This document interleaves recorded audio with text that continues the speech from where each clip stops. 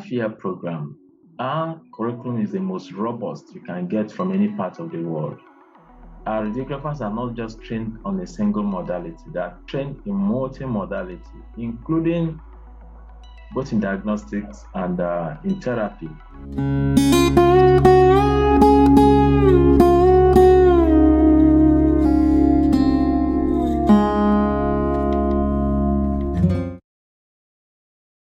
Brief introduction about yourself and tell us a little bit about your professional journey.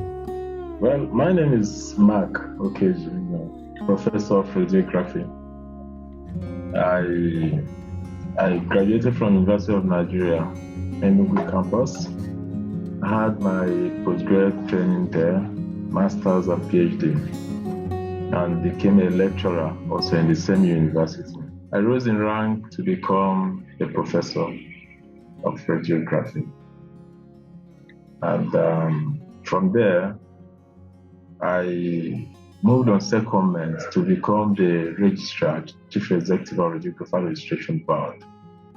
But before then, in the politics of Association of Radiographers of Nigeria, I had been one time National Secretary, Vice President, and President for 2 terms. I also represented ARN in the Council of International Society of Radiographers and Radiologic Technologies, of which I handed over last year. Currently, I'm the President of African Radiography Forum. That's a forum of all societies and radiographers in Africa. So for radiography, it's been a long journey from being an undergraduate to becoming a teacher, and now an administrator and a leader in the continent. So it's been a fruitful and eventful journey for me, and thank God for that. Well done, Prof. We are so proud of you and your numerous achievements. We would like you to tell us a bit about radiography in Nigeria, radiography education in particular. I think it has really grown over the years. I remember when I was still a student, we used to have just about 5 universities. Now it has grown to, I don't know how many now. So if you tell us a bit about radiography and how far we've come. Yes, the radiography in Nigeria has come a long way. I'm very thankful for that. It started with the training in the Federal School of Radiography, Lagos, University College Hospital, Ibadan. But those 2 schools are extinct now. We currently have 7 universities graduating now. We also have full accreditation for 2 private universities now. That is the Pamo University of Medical Science in Port Harcourt and Evangel University in Ebonyi. Oh, great. Only 2 accredited now. So we have 7 plus 2, which is 9. We also have about 10 universities currently in different stages of starting the program. So by the next 1-2 years, we may have up to 20 universities offering radiography in Nigeria. Oh, excellent. We also have among the 20, we have some state universities coming up, and quite some private universities coming up to set up the program. Radiography appears to be the charming bride now. Every school wants to start off radiography, though we have some little challenges with getting the faculties for the lecturers for these various universities. But we're doing our best to support, as a board, we're doing our best to support the universities currently offering postgraduate studies in radiography in Nigeria. University of Nigeria has led the way. Nandez is there. We have University of Calabar. Currently, University of Maiduguri and Federal University Kano have also started their postgraduate program in radiography, running MSc and PhD. in various specializations in radiography. So radiography education has come a long way. We've also revised the curriculum as a board. When I assumed duty as a registrar, we did the first revision since the commencement of the university degrees. And very luckily for us, the National Universities Commission adopted what we produce as a benchmark and modified to meet their current benchmark that's about to be released. So in education, radiography has come a long way. In practice, I've also graduated so many. Currently in my register, we have up to 4,000 radiographers currently in the register of the Radiographer Registration Board. We have also strengthened the monitoring to ensure that quackery does not get into the profession. Our men are always in the field trying to close centers that are not accredited by the board, those that don't have the requisite personnel to work there, that's radiographers. So we've done quite a lot, and also opened a register for our colleagues in diaspora.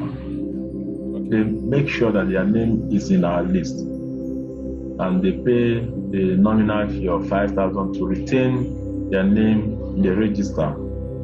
That will also help if they come back. Anytime you come back, you don't have to pay the backlog of fees, which may be humongous for now. So if you miss any 1 year, it takes up to 25,000. But the 5,000 that you pay as a radiographer in diaspora, you're current in our register, and for all the benefits that members down here get, you also get. Don't need to pay area. So we've come a long way, and we've done a lot of transformation. When I came, I inherited a journal that was barely functional, but now that journal has been transformed. It has a website. We produce 2 issues in a year. So in one volume, we have 2 issues, and it's loaded with current articles. It's being subscribed from all over Africa and globally. So we've done so well. For us, and infrastructure base, we moved from a 7-room apartment, rented apartment, to a federal secretary where we have 26 rooms now, all fully equipped. And then we are building our regional office. It's currently under construction. So within the past 4 years, we've done a lot of transformation in the board. Increase the number of utility vehicles, also hoping to engage more radiographers to fill in the space that we have now. We've really come a long way. You mentioned something about the curriculum, and that would lead me to the next question. So I understand that, radiography is evolving, and it also evolves with technology. So when you mentioned curriculum, would you think that we studying 5 years in Nigeria as opposed to 3 years in some other countries is a result of the curriculum? The current curriculum we run in Nigeria is a 5-year program. As a matter of fact, by the meetings we have with the West African Health Organization, we're intending to move over to a 6-year program, Doctor of Radiography program. But at the 5-year program, our curriculum is the most robust you can get from any part of the world. Our radiographers are not just trained on a single modality, they are trained in multi-modality, including both in diagnostics and in therapy. In some other countries, they have a different line. If you want to be a therapy radiographer, you move in 3rd year or thereabout, after 2nd year, to go and have your own qualification in certificate in radiotherapy. But here, we do all of it, all of the modalities, and that's why Nigerian radiographers are being sought after globally. They perform, they are very good, and the curriculum is to ensure that they are properly trained and acquire the knowledge that will meet the minimum benchmark for National Universities Commission. So it's not anything. Every country, as a matter of fact, have a way of domesticating their education to suit the citizens and the desires of the workforce of the country. But here, ours is a 5-year program now with other similar courses in the university that run the 5 years, which may also run for 3-4 years elsewhere. The peculiarities is to fill the gap of what Nigerians need and make them fit into any global community where they find themselves. I understand radiography is the same everywhere, but we have a situation where across the hospitals, we are not having a similar practice in terms of the dose that comes out of the machines, or the policies and procedures that are in place to sort of guide us as radiographers. So would you think there is an enforcement, or what the board is doing to make sure that across the board, across the hospitals, there is standardization of protocols, there's standardization of radiation dose limits, and who checks them, who is responsible for regulation of practice is within the domain of RRBN. However, there's another body in Nigeria called NNRA, Nigerian Nuclear Regulatory Authority. They license the source of ionizing radiation. So we have two bodies that work hand in hand to make sure that first, the quality assurance are adhered to, that we have the right personnel working in the environment, and that radiation safety advisors who will calibrate this equipment occasionally and do a survey to ascertain the dose that's being emitted are available, and they are employed and retained by different hospitals. So it's a situation where there are two regulatory bodies, and these two regulatory bodies work hand in hand to ensure that one, the right personnel with requisite qualification and with current practicing license are the ones who dispense ionizing radiation. And by their training and the CPDs we organize, we've been able to pass across what we call the advisory dose limits. Those reference levels are advisory in nature, but we want to make sure that we push it across to every nook and cranny where we have diagnostic equipment. Now we know what sort of framework is in place. Prof, I'll still go back to that question, and it will be about having to know what sort of visibility they have, because I'm thinking, and some people might also think, we've never seen them come into our facility. I mean, a few years I was in Nigeria, I think I did once. Are they everywhere in the state? Do they have offices all over the state, or how visible are they? In the past, they were not that visible, but we have reinforced and reformed the monitoring and enforcement department. Now, I can tell you, we have offices in the 6 geopolitical zones of this country.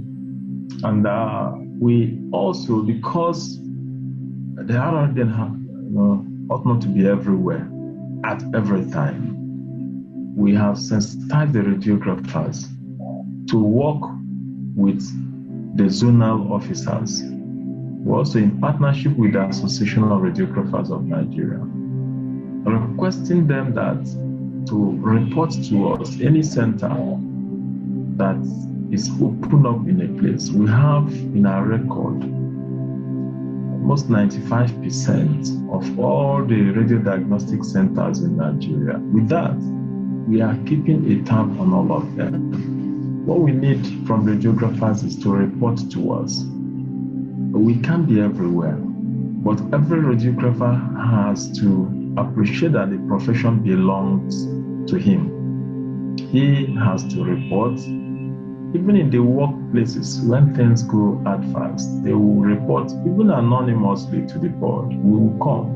We won't divulge how we get information. We have done that in several places. We have gone on monitoring in almost all parts of this country, even with the insurgency we have. So we have done so well in the last two, apart from the challenges we had during the COVID-19 pandemic. We are there now in the field. As I'm speaking to you, they're in Bauchi. They came back from Ocean. They've been to Okeji. They have been to so many places. They are in the field always because that's, and to help their job, I got a brand new deluxe vehicle for the units to move from Abuja. We have other vehicles in Enugu, in Kano, in Lagos that we have acquired to enhance their work. So what we're asking radiographers to do is to give us information. Don't be part of the quackery. Don't be part of the bad practice. Always get to your board and say, I found this and it's absurd. And the board will respond. But when you think the board is a spirit, it's omnipresent, and anything that happened, the board is not doing it, then you're not helping. So people should help the board by reporting. When you see any center being set up, you give us information, we'll come there. When you see any wrong practice anywhere, you alert us and we'll be there. So we are hoping that as we are winning the confidence of radiographers, the practice is fast changing, and quackery will be a thing of the past, and we reclaim what belongs to us. Thank you, sir. I'll be asking a question about the brain drain that we have currently amongst the medical radiographers in Nigeria. We can see, every now and then radiographers are leaving the country to somewhere else, which is quite inevitable.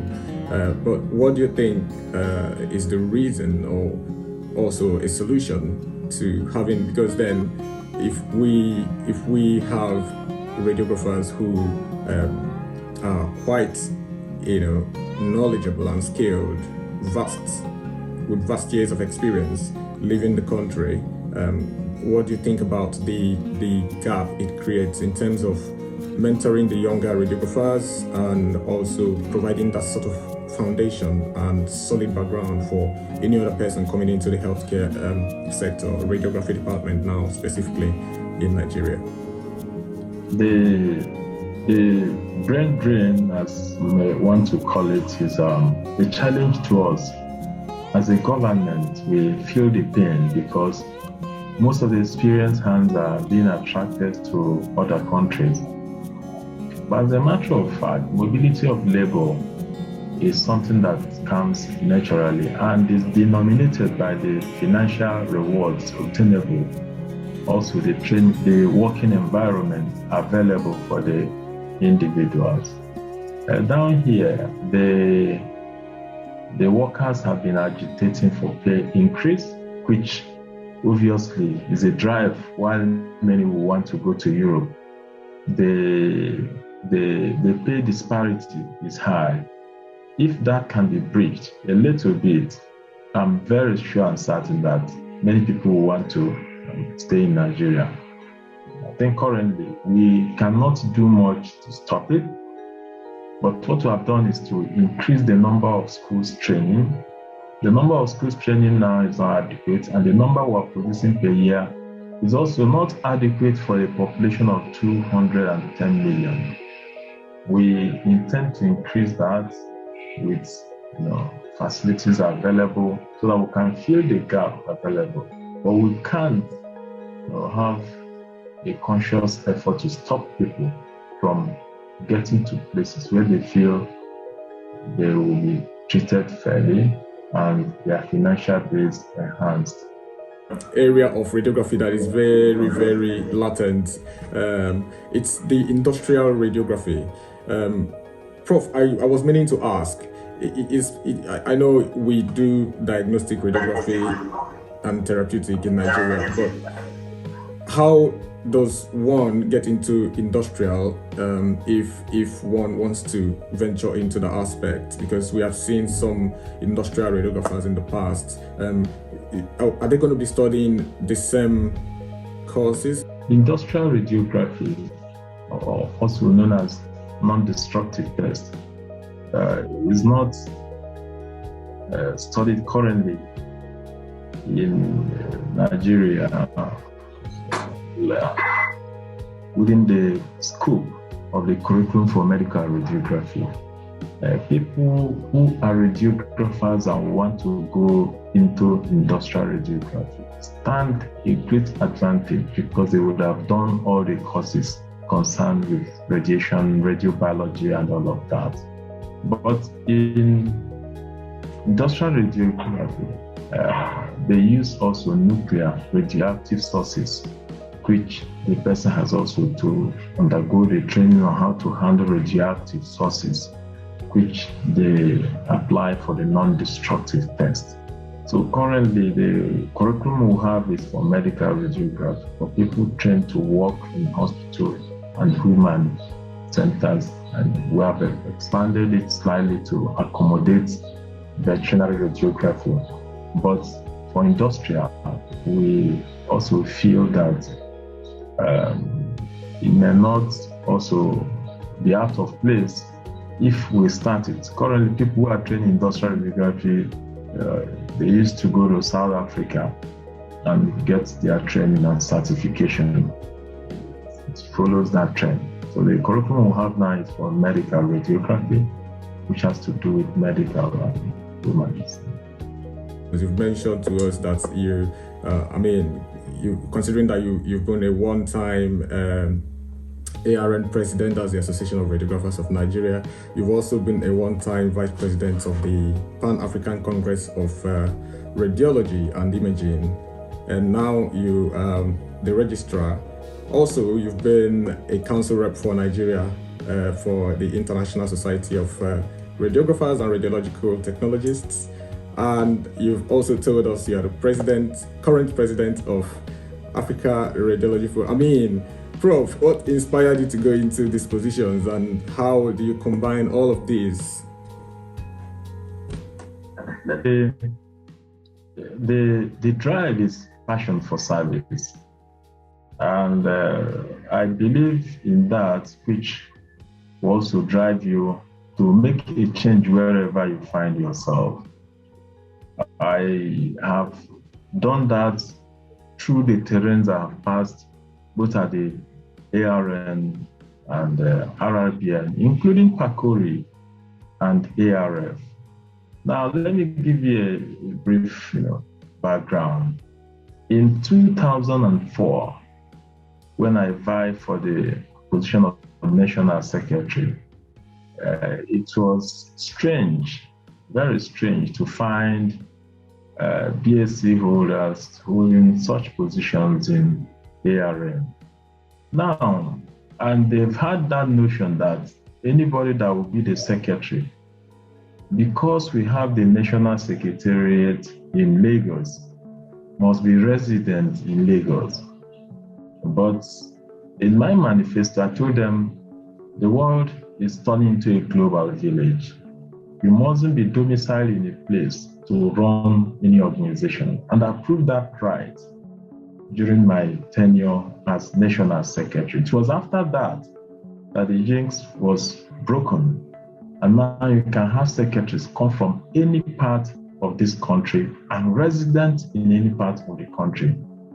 The services rendered was during my national secretaryship that we acquired the land we have in Abuja now. So we set that mark. Now, moving from national secretary to become the vice president, it was still the passion for service to drive the profession to the top of other professions in Nigeria. As national vice president, I was deputizing for Prince Ayo Hiria, but I was representing the association in almost all the functions held in Abuja then. So it was during that time that I and current Dr. Okara, who was also the vice president then, in concert with the unions, we formed what is today known as JOHESU. JOHESU became a strong force, but first we formed what we call APA, Association of Health Professional Associations. So we formed that, and now JOHESU became an alliance of APA and the trade unions. At the time we were there, it was the strongest force and to be fed by all other persons who are not members.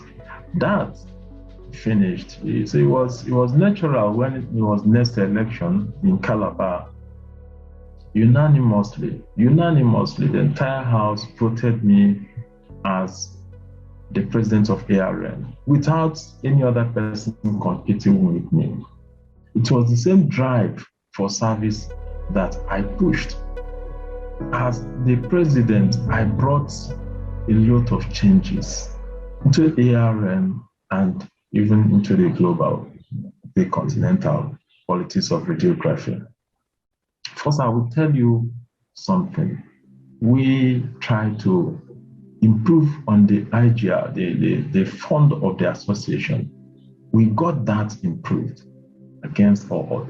ARN that was almost cap in hand begging became a solid organization. It became a solid association. And for the very first time since its inception, we employed an administrative secretary. We did, and we started paying the administrative secretary. Now, we didn't stop there. As the president, I acquired the first vehicle for ARN in its 50 years sojourn.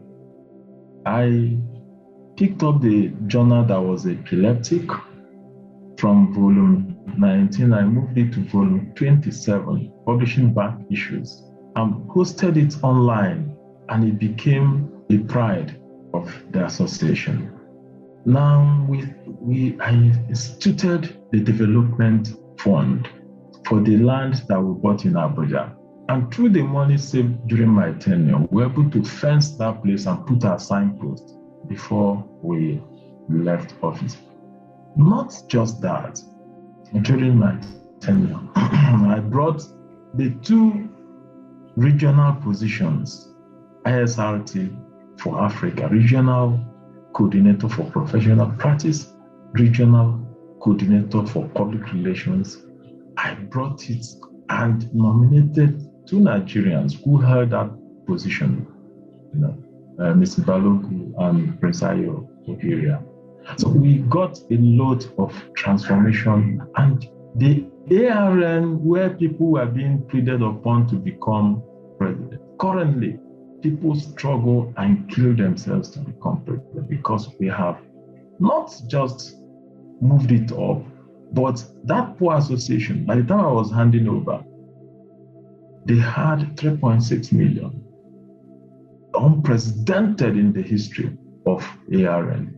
And it's there on record for anybody to see. So we drove it, we opened new branches. I came to the east where I came from.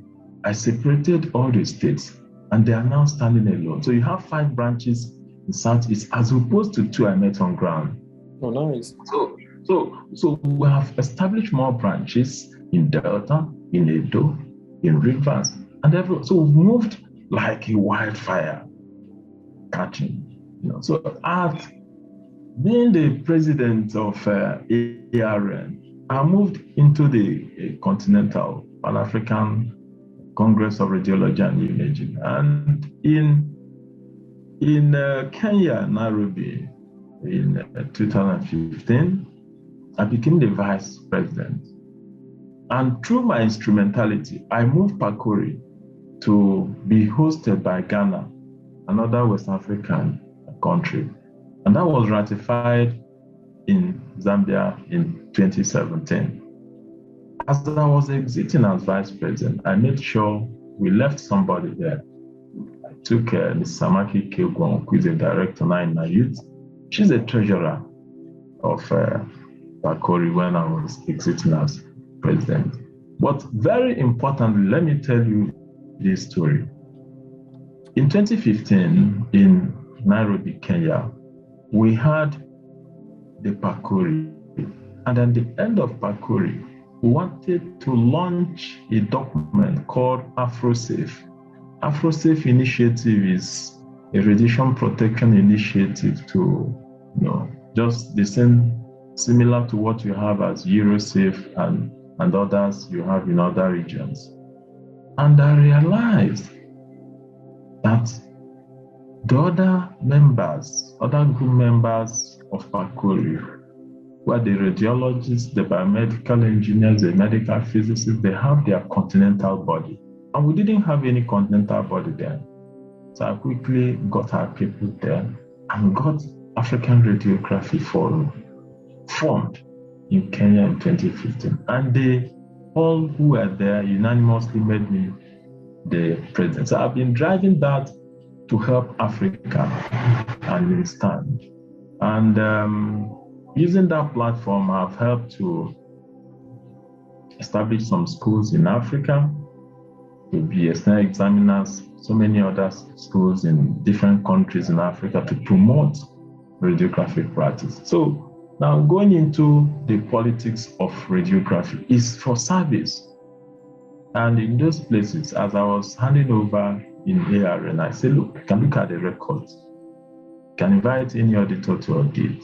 Rather than find me wanting, you will pay me some money because I invested to make sure that they get to where they are. Nobody has added any other vehicle since I left. Nobody has added any other thing since I left. And going into the board, yes, it's still the same service. There were a lot of hiccups here and there. But if you get to the board today, you'll be certain that that's calm, that's an organized place where people can walk and push the frontiers of radiography. Like I told you earlier, I met them in a 7-room rented apartment in Gwarimpa. And I moved them over to Federal Secretary where we don't pay rent, we don't pay for life. And I got 26 rooms. That's unprecedented. No other regulatory body has been able to achieve that. My colleagues asked me, how did you make it? I say, it's service. You need to bring your people. People are better equipped now. We have computers, we have printers, we have photocopiers, and people are enjoying the work. And that is what I call service. And I look forward to the day we finish from the board and hand over to you younger generation so that you keep pushing on the frontiers. This has been quite a long journey. Prof, I want to ask you about the African Radiography Forum. How many countries are in it, and who gets to join if they are interested? Because people will be interested to hear it now. We have African Radiography Forum. The model we adopted at its formation was the model of ISRT. Okay. That model of ISRT is that the different countries' professional associations are members, while other persons will be associate members. But taking over it, we met in 2018 in Kenya to try to revise that, and I have been suggesting, and very soon I will envelop it. Now, very soon we want to make individuals members of African Radiography Forum rather than the other way, because there are fewer societies. Well, every society that is already formed in African continent is a member of African Radiography Forum. Right. But because of the level of income of these associations, they may not play so much part in trying to push the ideals of ARF.